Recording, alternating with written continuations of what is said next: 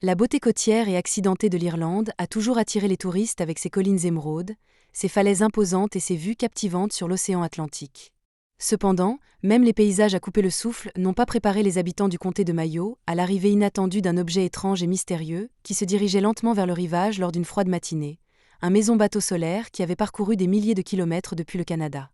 L'arrivée de ce vaisseau inhabituel a secoué la petite ville côtière, suscitant curiosité, questions et un sentiment de merveille.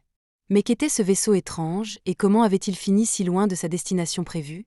Qui était le visionnaire derrière ce voyage audacieux et peu conventionnel? Ce conte incroyable se déroulerait bientôt, révélant un esprit aventurier, un message d'espoir et un mystère plus grand que nature qui continue de fasciner les gens du monde entier. C'était une matinée ordinaire sur la côte irlandaise. Les touristes et les habitants s'étaient réunis pour profiter des superbes vues du comté de Mayo lorsque quelque chose d'inattendu attira leur attention. À travers le brouillard dense, un objet étrange apparut, se dirigeant lentement vers le rivage. À première vue, il semblait être un vaisseau spatial extraterrestre, mais à mesure qu'il se rapprochait, il devint évident qu'il ne s'agissait pas d'un vaisseau spatial. C'était un maison-bateau d'un genre particulier, mais rien de ce que quiconque avait jamais vu. Les témoins ont immédiatement reconnu que le vaisseau étrange se déplaçait de manière erratique, porté sans but par l'eau, comme s'il n'avait aucune direction claire. L'objet semblait flotter seul, comme si les vents et les courants étaient ses seuls navigateurs. Il ne fallut pas longtemps avant que ceux sur le rivage réalisent que le cap du bateau se dirigeait directement vers la côte. À ce moment-là, la panique s'empara des habitants. Qu'était cet objet, et pourquoi se trouvait-il au milieu de l'océan, si loin de tout port connu? Y avait-il quelqu'un à bord? Greg Watt, un agent de la garde côtière locale, reçut l'appel pour enquêter. Il était de service et se rendit rapidement à l'emplacement du mystérieux vaisseau. À mesure qu'il s'approchait, il pouvait voir à travers la brume que l'objet était grand, massif, et se balançait dans l'eau comme s'il n'y appartenait pas. Quoi que ce soit, ce n'était certainement pas comme n'importe quel autre bateau ou navire que Greg avait rencontré auparavant.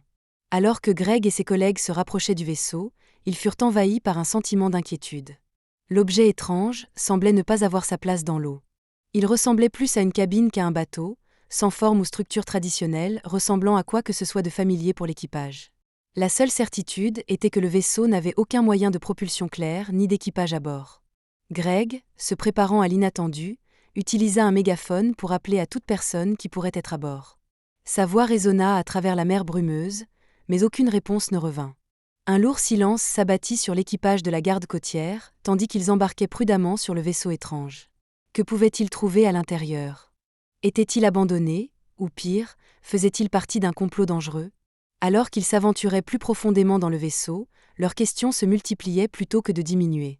Ils ne trouvèrent pas de réponse immédiate, juste un vide inquiétant qui les rendait de plus en plus mal à l'aise à chaque instant qui passait. Le bateau avait une apparence habitée, avec des restes de la vie quotidienne encore éparpillés autour. Mais la découverte la plus effrayante survint lorsqu'ils fouillèrent l'intérieur plus en profondeur. Sur l'un des murs, ils trouvèrent un message écrit au marqueur permanent noir. Le message était bref, mais ses implications auraient un impact profond sur l'enquête. Le message disait « Je, Rick Small, donne cette structure à une jeune personne sans abri afin qu'elle puisse avoir une vie meilleure. Pas de loyer, pas d'hypothèque, pas d'hydro. » Avec ce message en main, la garde côtière commença à assembler les pièces du puzzle.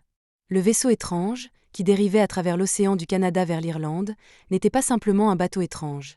Il faisait partie d'une histoire plus vaste.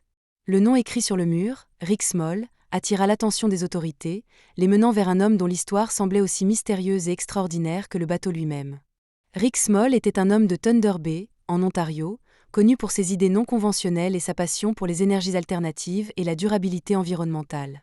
Ferme défenseur de l'autosuffisance et du minimalisme, Rick avait depuis longtemps préconisé l'utilisation de l'énergie solaire comme substitut viable aux combustibles fossiles.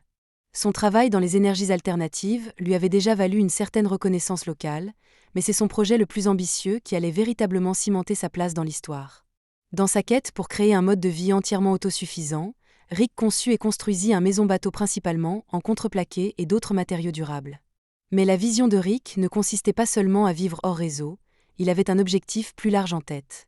Il avait l'intention de faire naviguer son maison-bateau solaire, qu'il avait lui-même construit, à travers l'océan Atlantique, du Canada vers l'Irlande. Son objectif était rien de moins qu'extraordinaire. Il voulait prouver que la technologie solaire pouvait être exploitée pour résoudre certains des problèmes environnementaux les plus urgents du monde. Il considérait son voyage comme une déclaration, une démonstration de ce qui pourrait être accompli si les gens adoptaient des solutions énergétiques durables. Mais il y avait plus dans le voyage de Rick que la simple défense de l'environnement. Le bateau-maison n'était pas seulement un moyen de vivre pour lui, c'était un cadeau pour les sans-abri. Le but ultime de Rick était de faire don du bateau à un jeune dans le besoin, quelqu'un vivant dans la précarité, pour lui offrir un endroit où vivre, libre des charges de loyer, de prêts immobiliers et de factures. Il croyait que ce petit acte de générosité pourrait faire une différence profonde dans la vie de quelqu'un. Avant de se lancer dans son incroyable voyage, les intentions de Rick ont été accueillies avec des inquiétudes par la garde côtière canadienne. Ils l'ont averti que son bateau autoconstruit avait peu de chances de survivre aux conditions périlleuses de l'océan Atlantique. Le bateau-maison était fragile, construit avec des matériaux légers et n'avait pas de système de navigation approprié. Malgré leurs avertissements, Rick était déterminé à poursuivre son voyage. Il croyait en le potentiel de son bateau et en ses propres compétences et résilience. Lorsque Rick a quitté Terre-Neuve, les autorités craignaient pour sa sécurité. Son bateau-maison allait-il résister aux défis de l'océan ouvert, ou serait-il englouti par les vagues? Au fil du temps, l'histoire du voyage courageux de Rick s'est répandue à travers le Canada, mais puis elle a disparu. Pendant des mois, il n'y avait aucune nouvelle de Rick ou de son bateau solaire. Certains ont craint le pire, que l'homme ait péri en mer. D'autres croyaient qu'il était allé vivre dans la nature, choisissant volontairement de vivre en isolement plutôt que de faire face aux pressions de la société moderne.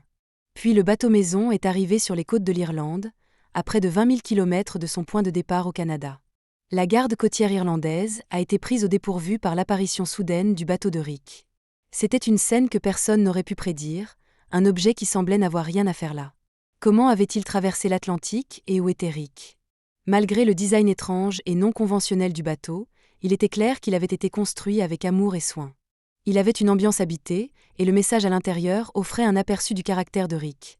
Un homme qui se souciait profondément de l'environnement et des plus démunis, et qui était prêt à faire des efforts extraordinaires pour faire une différence. Les autorités irlandaises et les habitants étaient stupéfaits par l'arrivée du bateau, beaucoup se demandant si Rick était à bord. Malgré plusieurs tentatives pour le retrouver, sa localisation est restée inconnue. Certains ont spéculé qu'il s'était caché, tandis que d'autres pensaient qu'il avait peut-être péri pendant le voyage. Cependant, le bateau-maison lui-même est resté un symbole de la vision de Rick. Un vaisseau solaire non conventionnel qui portait un message profond sur la durabilité, l'autosuffisance et l'aide aux personnes dans le besoin. Au fur et à mesure que l'histoire du bateau-maison de Rick Small continuait à captiver l'imagination du public, elle est devenue une légende locale dans le comté de Mayo. Certaines entreprises ont même cherché à transformer le bateau en un lieu touristique, attirant les visiteurs et les touristes désireux de voir cet exploit d'ingénierie incroyable. Le bateau-maison de Rick continue d'inspirer les gens à réfléchir différemment à l'énergie, à l'itinérance et aux possibilités d'un mode de vie autosuffisant.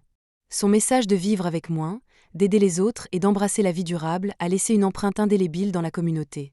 Bien que Rick lui-même reste un mystère, son cadeau aux sans-abri et son engagement en faveur des énergies alternatives ont suscité des conversations dans le monde entier. Le voyage de son bateau à travers l'océan Atlantique a peut-être été extraordinaire, mais il était aussi un témoignage de l'ingéniosité humaine, de la persévérance et du désir de faire une différence dans le monde. Le bateau-maison solaire de Rick Small est bien plus qu'un vaisseau étrange qui s'est échoué sur les côtes irlandaises. C'est une histoire d'innovation, de générosité et de détermination. C'est un rappel que, peu importe à quel point le voyage est peu conventionnel, il y a toujours un message à entendre et une leçon à apprendre. Tant que le bateau-maison restera en Irlande, son héritage vivra, inspirant les gens à prendre des risques, à penser différemment et à œuvrer pour un monde plus durable et plus compatissant. Quant à Rick Small, sa localisation reste inconnue, mais son esprit vit à travers le bateau qu'il a construit et le message qu'il a laissé derrière lui, un message qui continue d'inspirer et d'intriguer les gens bien après que son bateau-maison soit arrivé sur les côtes du comté de Mayo.